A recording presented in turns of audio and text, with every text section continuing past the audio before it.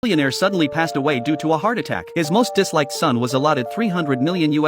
His wife inherited the real estate and stocks. Even the charity organizations received a donation. Only his beloved daughter was only left with a shabby cellar. Although Annie thought it was very unfair, she could only accept her father's last will. The lawyer handed her a file bag, saying that there was the answer she wanted inside. There was a USB flash drive and a key in the bag. She plugged the USB flash drive into the computer. Then a video recorded by her father in advance popped up. Her father told her the location of the cellar and hoped that Annie could keep the secret for him. In order to figure out what was exactly in the cellar, Annie came to the back mountain alone. Sure enough, she found the cellar her father had mentioned. She used the key to unlock the chain on it, and then walked in carefully. It was pitch dark in the cellar. Annie came to the room at the end. When she turned on the power inside the room, she found an old man locked inside. Could this be the treasure her father left for her? Annie didn't know if he was still alive, so she went forward to test gently.